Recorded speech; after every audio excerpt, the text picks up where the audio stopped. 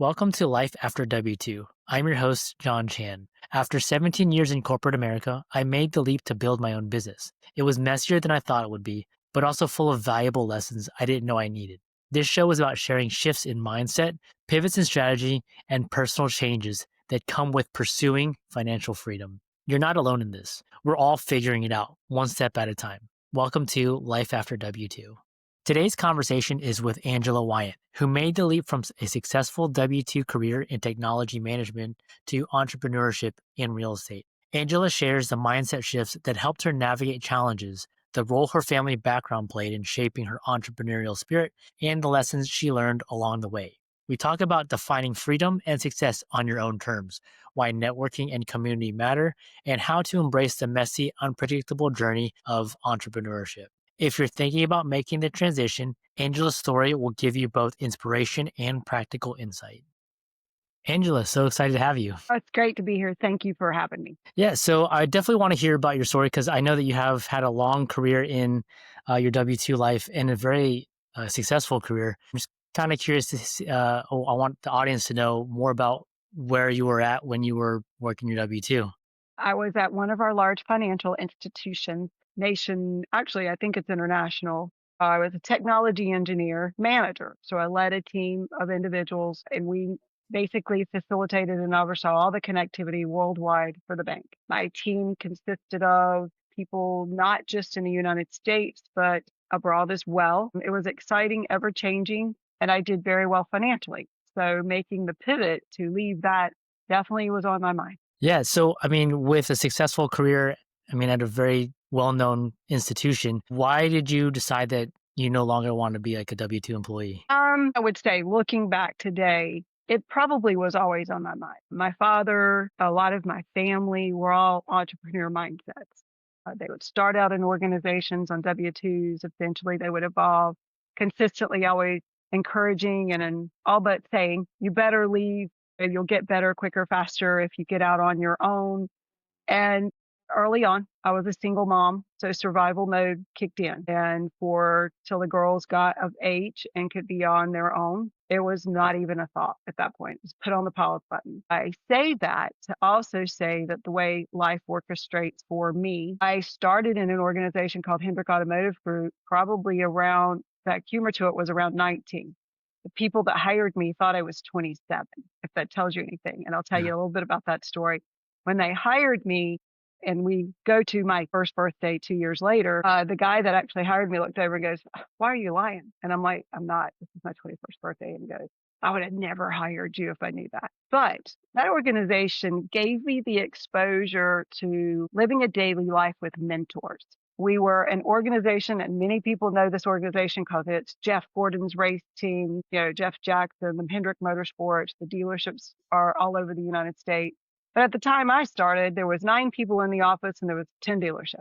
So I was in a small business. And over the next, I think it was 16 years I worked for the organization, I watched it evolve. I watched it, go through its season for retail and car industry, how the economy faced those things. And I was in the accounting when I started. Eventually, that organization provided for me to grow into acquisitions in real estate, which is why I got my real estate broker's license. At that time, I also was handling the property management for the corporate offices. So it was kind of like life giving me the exposure on somebody else's checkbook, right? So it wasn't mine and wasn't taking the risk. So you fast forward to when I have left and I look back, I'm like, I was given a silver plate of so many things to learn from, to bring to this part. So when it came time to leave the W-2 and pursue a career, I did the same thing everybody else did. Sit back and go, oh God, what am I going to do? How am I going to make money? And I'll tell you the wake up call. We're both a part of Pace's team, Pace Morby's team, and he did a podcast one night. And on the podcast, he was doing sort of a newbies presentation. And he goes down through the newbies and he's like, for those of you that don't know what a 1031 is, and for those of you that don't know that, and as he's going through it, I'm like, I know that. I know that. I have my North Carolina broker's license. Wow. I guess I'm not a newbie. So it's interesting because it's that where we were talking once about mindset. I left a corporate world where you're patterned to perform a certain role. And now I'm leaving that role and I'm now going to be my own boss and I'm going to define things. So at the time I made the decision, part of it was a spiritual thing. I was reading a book called 2 Weeks Notice, Amy Porterfield. If you're doing anything in marketing, she's a great person in marketing, but she was a woman that was leaving the Tony Robbins organization, believe it or not. And she said, at some point in your life, there's a pivot and you go, okay, I'm to leave this world. And the early part of that year, there was a lot of not very fun things going on in the corporate environment. And I wasn't sure I wanted to pursue that anymore. A long range goal was like everybody else, get to your 60 and retire, right? And it's like, And I was on a walk with my sister and I turned around and I said, I'm reading this book and I feel in my heart, I'm being guided that I need to give a 2 weeks notice, but I'm supposed to give the date to somebody close to me. And I turned around and looked at her and I said, I believe it is supposed to be July 1st. I was laid off July 19th. And when I called my sister to tell her, she goes, hang on. She goes, I guess God gave you 19 days and he's done. You're on your own. But in the background, I'll tell you a couple of things that led up to it too. June, and this was 2023, in June of 2023, actually it even goes back a little before that, I had a rental home. I have a couple of rental homes. One of the rental homes, I run the family, it's a family investment, right? And so we had a family home rental that it got vacated. But actually, unfortunately, I had to do a eviction. And the house itself was extremely large, reflect back on co-living now, right? But it wasn't in a development where I could do co-living. It was an HOA, very strict one. And I was like, I'm so frustrated. You rent it to 2 people and 10 people move in, right? It's the infamous, and then they don't necessarily obey the rules. So we decided to sell it. I went in and we started fixing it up and renovating it. I put it on the market. And in 2023, I said, you know what? If I'm going to do this real estate thing, I'm going to sell the house myself. Pause for a second. You did hear me say I got my real estate broker's license. I didn't have to have them when I was on salary for the corporations. I got them for the knowledge. So I never exercised the real estate in that format. I bought and sold houses for myself, but not in a retail format. So this was like, okay, if I can do this, I can do it. So I put the house on market. And of course, in everybody's defense that wants to for sale by owner, it was a hot market. It didn't take too much to sell this house, right? So it's like, I can't toot my horn and say I was a genius, but it was a good taste of what I would like to do. And so from that, a lot of it then from that point, John, shifted to mindset. Yeah, so let's talk about that. I guess one of the questions I typically have is like, what did you prepare to make that jump? But in this case, it wasn't really your choice. They just kind of cut you off. Well, that's not a total true statement. I, of course, thought I was going to have a 12-month plan or when I'm ready kind of plan.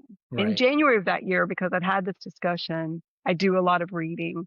Something in my soul said, hey, you're going to go out on your own. I kind of already sort of had a platform over the seasons. Brian and I were very savvy. We saved up money for a 6 to 9 month plan. All those things were in place, right? And so when it came to the time that it transpired, it wasn't my idea. It wasn't my plan to jump ship. That plan was in place. But in honesty, going back to the mindset and the belief pattern, I like the paycheck. I like the vacation time. I like the health care. So I wasn't necessarily sure at that time in that moment where the crystal ball was going to end because I was in a secure place, right? I'm getting a very nice paycheck.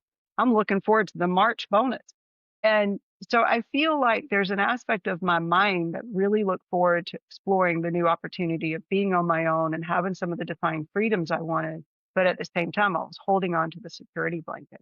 And just to kind of give you a piece of that, because we have the nonprofit, it's called Snowflake Village. It's a mission organization that we developed about 17 years ago. So it's not my first time at entrepreneurship by far, but we organized it. It originally was a little Christmas tree lot, like everybody drives down the road and picks up a Christmas tree. But Brian and I can't do anything simple. We go over the top, right? So it's an experience. We developed Snowflake Village so that you come into this Christmas tree lot like you're coming into a village. We've got buildings and things that are set up. But that was actually the season we were coming into. Come August and September, we typically stood that up. And so this was my first time to actually walk away from the corporate world, drinking from multiple fire hoses, and really simply enjoy our nonprofit and the mission we created and do some of the things that I couldn't do. And while I did that, it allowed me to also have the time to start identifying the beliefs I had in my head of why I could or couldn't do. And let me go ahead and say, I didn't want to, right? I Yeah. was developing this strategy to go on my own. I was struggling to let go of the security blanket. But there was also a side of me that said, I knew what it took to roll up your sleeves, to work the extra hours, to do the extra work, to get out there and create a business. I had done it with Hendrick Automotive Group. We had done it with Snowflake Village. On the side, we also had done a roofing sales. We did a sales organization for local roofing companies across the United States. It grew exponentially. It was a lot of work. Part of me didn't want to do that. Coming to that pivotal point that I feel like I was sort of pushed out the door was probably because I wasn't going to end up doing it with where my mindset was, John. I really had to, I think it took me being pushed to go, oh, heck, this is really something I need to stop and consider. And then the journey from there has been very much that disruptive thinking, pivoting my thought, being more committed to the things that work. So that's kind of what happened in that season there. So that's why I said I can't necessarily say forced out. Yeah, the Mhm. organization kind of let me go, but I think there was a bigger piece of my life that was intended to go where I'm at. Yeah. I mean, it definitely helped that you had preparations and you knew that that was what you wanted to do, Hmm. but they just kind of made that decision. So what's like the biggest mindset shift you've had to make? Oh goodness, there's so many. Delling down on the biggest one. The biggest one I think is getting up every day believing you can, being okay with the opportunity to fail. I don't like the word fail. I like to use the word, and even when I was in the corporate world, lessons learned. I can reflect back on many experiences I've had, both in the corporate world and when we've ran our businesses, of times that something didn't go the way I wanted it. It cost us something. And now I can sit with somebody who's new time coming into any of these businesses and any of the directions they want to go and go, let me advise you.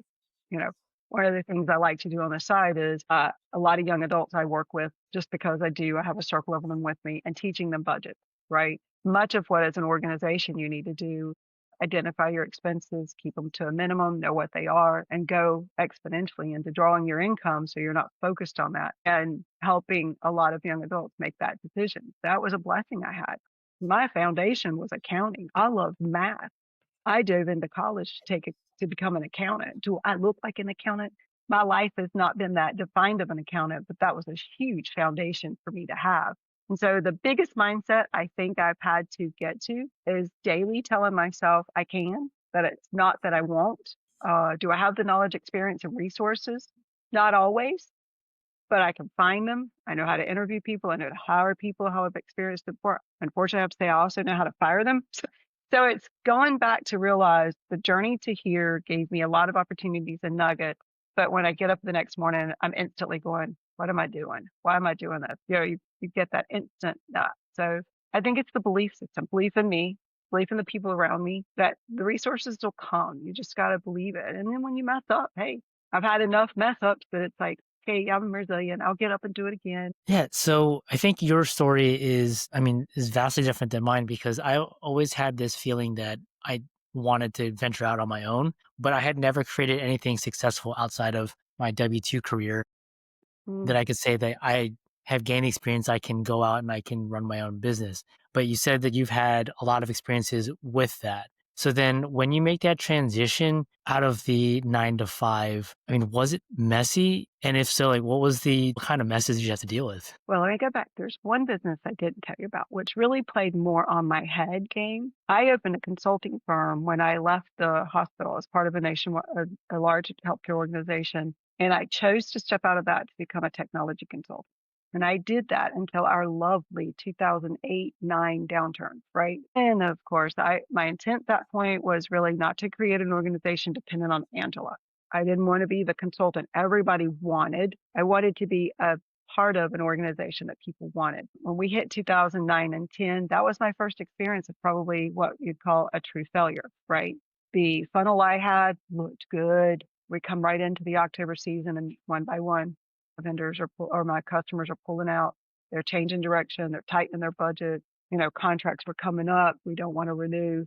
When I thought confidently we were going to renew. And eventually, about a year later, I had to close the business. Emotionally, mentally, and physically, that was a huge challenge for me. I walked away from the healthcare organization, then a IT, W-2, et cetera, and really felt like what am I going to do? I've been unemployed. In the eye of a corporate person that's been interviewing people, I was a person getting ready to be interviewed.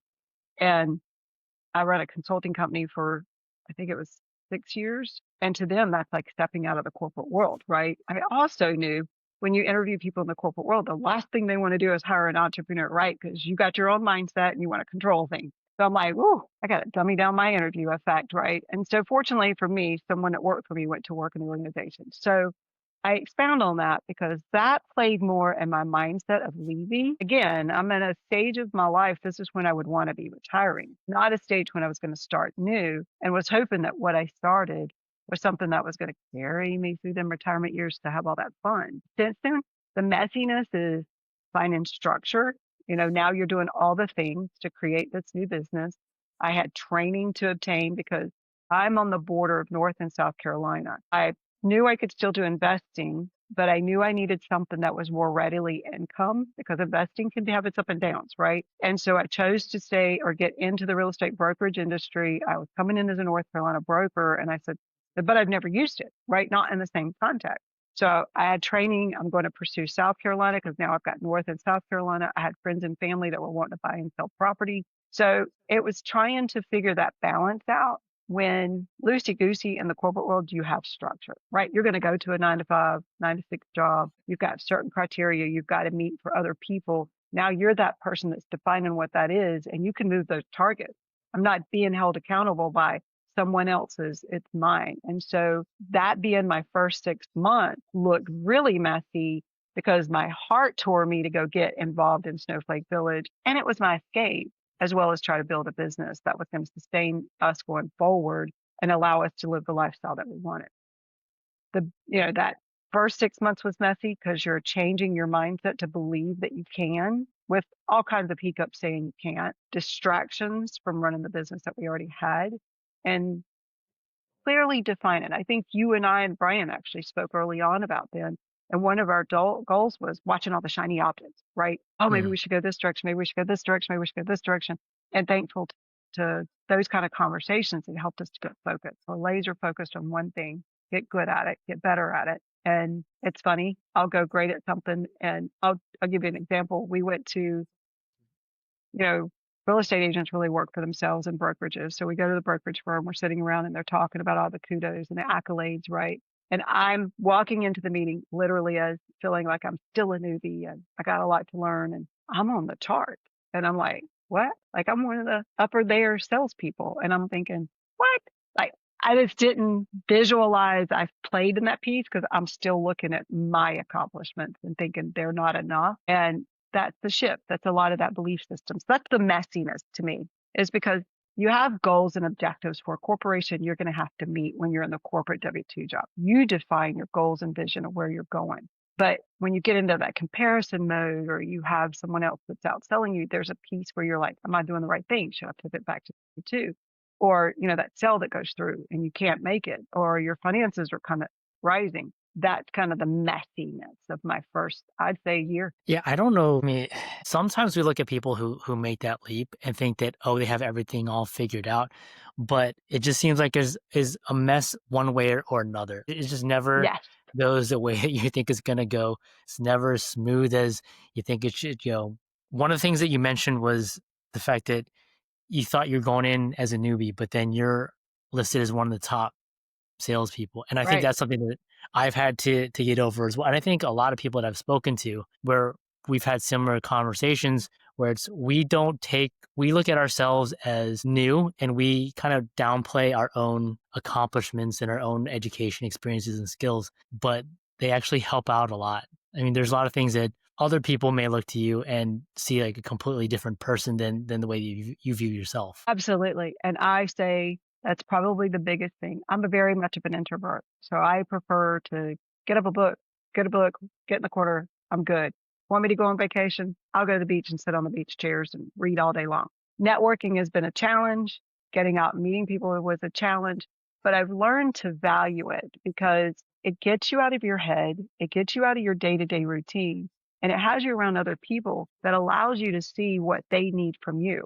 And I believe every one of us are here to give a gift to somebody else. Our gift is, what have we gained in knowledge and experience to be able to grow ourselves and share with other people how to get up and move forward and believe in themselves as well. And to me, that's huge. But I don't see it when I'm sitting here and I'm making the phone cold calls or You're following up with, the different vendors, et cetera. But when I go in a room and I'm talking with other agents, somebody goes, I've got my first assumable. Here's what's funny. We have lived in an environment where who's assuming a 2% interest rate in 2009, 10, and 11 when the interest rate was 3 and 4%, right? So in the last, say, I don't know, 10, 11 years, there's been no need for an assumable, but we've shifted, right? Our interest rates are higher. We're all hearing the stories of seller finance, et cetera. And I literally got a client in that was going to assume a loan. And even the vintage real estate agent looked at me and goes, I haven't done. And I'm thinking, give me an opportunity to be the one that learns the lessons, right? But it's Right. just interesting because our whole, it's new. Everything's something new. And you got to love the new, right? You got to love the challenge. I've watched so many people come into the real estate brokerage industry and 30 days, 90 days, they walk out. It's hard. It's not easy. I think that's the one thing I appreciate most about Pace. And don't get me wrong, I listen to Pace, I listen to Jamel, Jerry, I listen to a lot of them. There's a lot of great content to help any of us in any aspect of the real estate industry. But one of the things I've really liked about what Pace has taken the time to do, I would say more so recently, I'm not saying he's never done it, it's just more resonated with me, is he's taken the time to let people know this is hard work. Anytime you're going to step out on your own, it's hard work. It takes a commitment, it takes a passion, and there are days. Listen, Walmart greeter, this is easy. Welcome. I think how little stress that would be. And then the next day I'm up and at it again. So yeah, I agree. I think there's this, gosh, you got where you are. I think somebody said one time, you want what somebody else has, but did you want the journey it took to get there? And I tell most people, I don't want what Pace has because I don't want the journey it took there. Besides the fact I probably won't live that long, right? But I mean, I do definitely want a life of making choices to do the things I need and want to do freer than I did in the corporate world. Can I work an 8 to 5? I can. I can make what I'm doing work 8 to 5.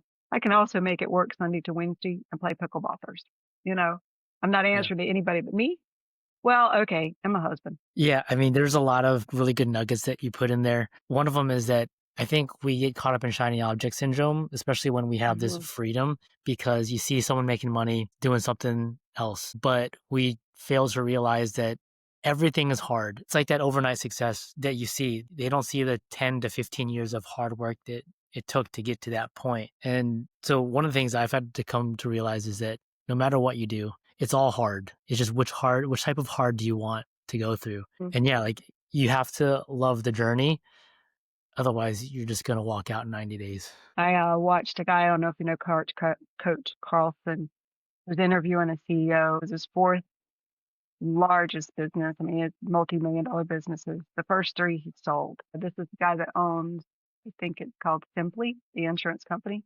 And in the interview, he actually said at one point, his first three businesses, his intent to build those was him and his team built them to sell. This is the first one he's building with the intent to take it public. But as he gained each level, he realized and recognized what he wanted more in his life. And at one point, he shifted from focused on the money to the aspects of your life. And I think we all come in, what was it? Somebody said to me not too long ago, when you say I want to be an entrepreneur and work for myself, there's usually a dot, dot, dot, because I want freedom. And the person said, stop, go back and define what that freedom looks like. And I thought that was probably very pivotal for me because I'd been in a corporate atmosphere, women in technology. I don't really care about women versus men, but in the aspect of me, when I came up through technology, there were no women. One of the biggest challenges for technology is for women with the demand of being at home, having family, having kids, doing all those things. We're constantly in demand. I mean, at the end, I'm in an international company. I had people that I'm getting up and talking to at 2 or 3 o'clock in the morning, and that's the people in India. And then at night, I'm not going to bed till my time, 9, 10, 11, because people in California, are 3 hours behind us. And so it's long days. So, when you think of freedom, some of us think, okay, I want freedom because I'm working for myself. But there are nights it looks just like that in my business, right? Because, okay, I got the client, I got all the contracts to close, right? I've got the phone calls I still need to catch up on. Okay, and then I've got still bookkeeping, yada, yada, yada, until you can start shifting and pivoting some of those tasks to someone else. So I, when you have a vision of what you want that to be like, you're willing to sacrifice that in the beginning to get to that piece. And that, go back to your question about messiness. That's probably what it was, because there's a piece in my head and my belief mindset that was like, I didn't want to do this because I was going to return, live on the beach in Tahiti. And then there's another part of me that goes, but I really don't want to retire. I really want to do something, but I don't want to work in the corporate world. Right. So you did not want to live in my mind in that first 6 months to a year because it was fun. Yeah, for sure. I mean, the mental tricks that going off and trying to pursue something brand new plays is just something that I'm never prepared for. I agree. Well, Angela, I really appreciate you coming on. I do have one last question. What's Uh, some advice that you would give, knowing what you know now, what's some advice you'd give to yourself, I think July of 23? I think my first answer would be, because remember that was a surprise, but I would think if I could go back just a little bit for 2023 is to recognize that I really start my business, be more serious about it. Recognize I had been complacent as much as I was complaining about being in the W-2 and the atmosphere and the environment and what it was doing to me mentally and physically. Really, I was ready to go. Is that I would probably say, I wish I had probably go back to that person and say, you needed to quit July 1st. That's when you said you were leaving. I should have committed to that, stuck to it, did my thing. What would be different? I think the main thing was that I would truly have mentally checked into starting my business and been more engaged the next 6 months to a year. I wouldn't have had a delayed start. Maybe that's probably the biggest part, is the delayed start. I'm thankful that I didn't have the victim mentality. Oh, I lost my job. It was more like, yeah, oh, what am I going to do now? Right. But I had some of that already in play. I wish I had more of it in play. And so I would say going back to 2023, I'd have said, Angela, think about this, get serious about it. July 21, July 1st, leave. Do this thing. You can do it. And if it doesn't look like what you think, and that's one thing too, I'll have to say, one thing I've learned is you and I can have a vision of what this is going to look like. To me, I had a vision, real estate brokerage is going to look like this. And it doesn't look like what you start. It changes and pivots every day. I'm truly a real estate licensed investor. The hardest part is every deal that comes on my table, I think of it first as me buying it and what I'm going to do with it. And then I have to convince myself it's for my buyer or listing it. The same thing is though when I'm working with my clients, enjoying it. I'm actually, if there was a prayer I've said, is I want to work doing something I love and getting paid for it. And I'm actually doing that. I'm actually in an industry where people come to me to buy a house, come to me to sell their house. I have construction knowledge because I did construction and commercial, not as much residential. Brian's got the residential. And we're able to provide services that wasn't even on my mind when I first started this as something I would be delivering for my client. And it has the investment industry coming to me and Brian, as well as people that want to buy and sell their house. It's not what it looked like when I started. And I think you'll probably say the same thing. When you started what you're doing, it doesn't look today like it did when you first stepped out to do whatever it was you were going to do, right? It evolved. And I think that's one thing mentors have told me before. Take the leap, do what you think, but it's not going to look tomorrow like it looks today. Yeah, for sure. There's always little adjustments here, adjustments there, and then uh, a year later, it looks completely different. Right, right. Well, Angela, thank you so much for coming on. Would love to. Well, how can people reach out to you and work with you? I have a website. It's Angela.jwhitegroup.com. That's Angela and JAY, jwhitegroup.com. That's the brokerage that I'm with today. I'm going to say today because I don't know what I'm going to do in a year or two from now, but just stay tight. You get me there today. And then a telephone number wise, it's 994-6555. I love it. I love to set up calls to talk to anybody and see what they're exploring. And if I can't help, buying and selling a house, that's not where I limit. I really want to help other people grow their wealth in the future and identify ways to, have cash flow today. So I got the experience. I can do it. Very cool. So what we'll do is we'll make sure to have that information in the description just to make everyone's life easier. Oh, Thank you that's good. again. You got it. Thank you. That's it for today's episode of Life After W2. I'm Jon Chan, and I appreciate you tuning in. If this episode resonated with you, share it with a friend who's ready to take control of their financial future. And if you're curious about how self-directed retirement accounts can unlock opportunities in alternative investing, grab our free guide. It's packed with insights to help you get started. The link's in the description. See you next time.